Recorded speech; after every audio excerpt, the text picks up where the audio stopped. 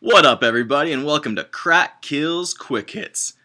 Got the coffee, just got off a flight, and I'm ready for a great slate of games. Let's take a look at the 5 things to watch for as we head into Week 3. Quick hit number 1, injuries. Adrian Peterson, Danny Woodframe, Jimmy Garoppolo, Pocket Mole, Dante Moncrief, Jonathan Stewart, Arian Foster, Corey Coleman, all guys that went down with injuries in Week 2. Teams are now scrambling to replace these players, as many of them are superstars. Many of them will return, but others, like Peterson, will likely be lost for the season. Which teams can respond to these injuries, and which will wilt under the pressure will determine what teams go to the Crack Kills playoffs. Of course, injuries are always an issue in the league, and if teams aren't prepared for them, they will falter as we go down the stretch. Quick hit number 2, old men. Once a league of just one old man, whether it be Tony Gonzalez or Derek Mason or any of our other old men, this has become a league of old men. You've got guys like Larry Fitzgerald, D'Angelo Williams, Carson Palmer, and Matt Forte all putting up big numbers early in the season. Whether these guys will keep it up, and if they're using Cenogenics or some other type of PED, or if they fade down the stretch as their age becomes a factor, remains to be seen. But Phil's Fugitives is glad that they've got Forte, Superfly glad they've got Carson Palmer, and Shittown couldn't be any happier with D'Angelo Williams.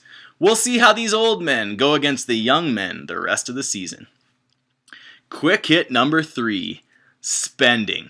How can you talk about spending without talking about future Cop? The Cops have dropped $65 of their blind bidding money in 2 weeks, and at this rate will be out of money by next week.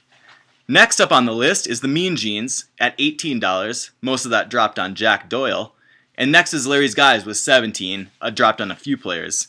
Blind bidding dollars become an issue later on in the season, and if we see teams trading for them for draft picks or players, it could affect the balance as the season moves on.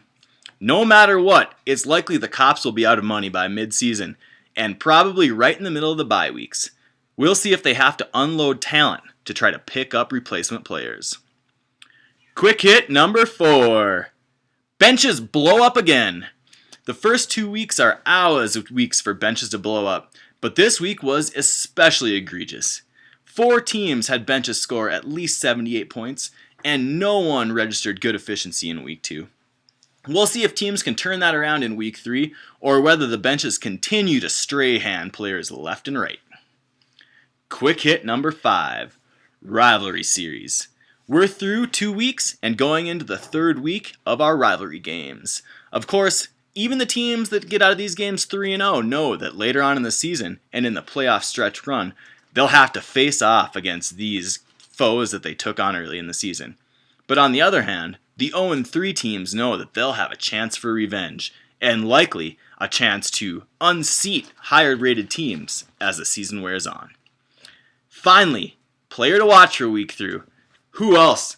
Carson Wentz. Wentz is playing in Pennsylvania today against a big matchup, and the Jeans rolled with him to a win in Week 2.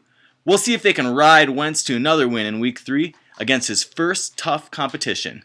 Wentz has proven to play more like a veteran than a rookie, and if he keeps it up, the Jeans could be in for a great season riding the NDSU star. That's it for Crack Kills Quick Hits for Week 3. Good luck to everybody this week, except Larry's Guys.